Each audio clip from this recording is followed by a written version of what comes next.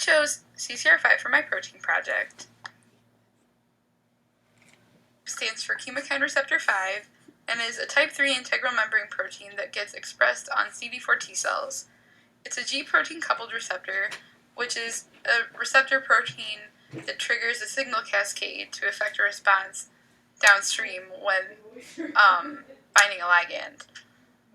It has roles in inflammation and HIV entry, and it also is thought to form these oligomers in the membrane, which is like groupings of similar copies of the protein, or copies of the protein grouped in two or more in the membrane.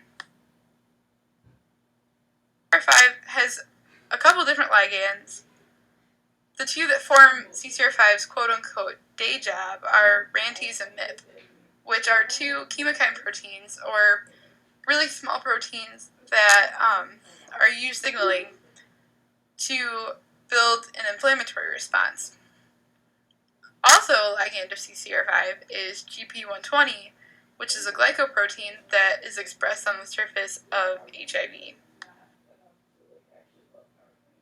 This figure shows CCR5 that was crystallized in the presence of miraviric, an antiretroviral drug, and OLC, which is a fatty acid that could be left over from the membrane, but it also could be just something that they used to get the protein to crystallize.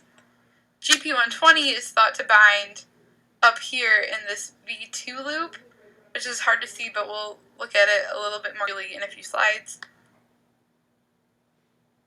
Binds in this pocket that these alpha helices form. And it's interesting because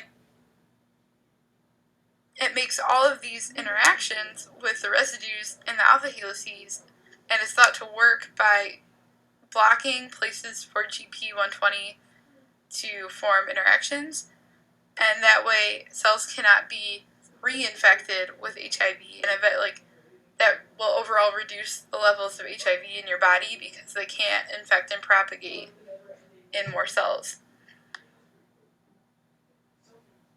HIV entry happens when GP120 makes these two interactions with CCR5 and CD4, and when that happens, it undergoes a conformational change, and GP41, another glycoprotein, is able to pierce the cell, and HIV exchanges genetic information, which results in an infected cell.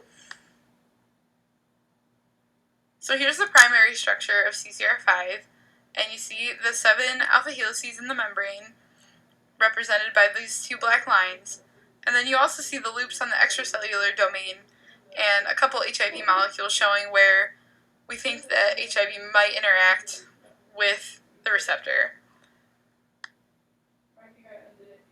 CCR5 also is seen to have this mutation called delta 32, and what delta 32 does is delete 32 base pairs, which you can see the amino acids that are affected highlighted in blue here, and it's important to remember that 32 is not divisible by 3, and therefore everything after this deletion is also shifted and also is scrambled, and overall delta 32 results in a CCR5 protein that doesn't function as a receptor. Because it doesn't function as a receptor, GP120 can't make these interactions and undergo its conformational change, so cells are resistant to HIV. Something interesting to think about, though, is this idea of oligomerization in the membrane. So in a heterozygous individual, you could say that if the protein dimerizes, that you'll have groupings that are wild type delta 32, and delta 32 delta 32. So what's really interesting is that we don't know the effect that that one bad copy would have on the other copy. Does this middle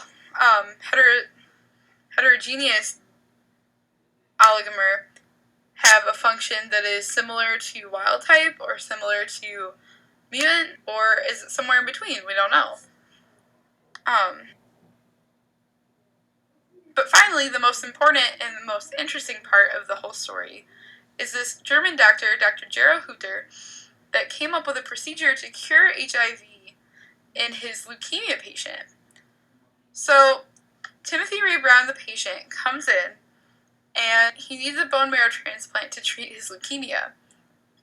But while Dr. Hutter is screening for a genetic match to do the transplant, he's also screening donors to find a delta 32 homozygous individual, so that when he replaces Brown's immune system, it'll only proliferate T cells that are resistant to infection. So eventually, with the help of antiretrovirals, Timothy Ray Brown clears his body of virus. The virus can no longer infect cells to propagate more, and T cells eventually die, and they just get replaced with cells that are resistant.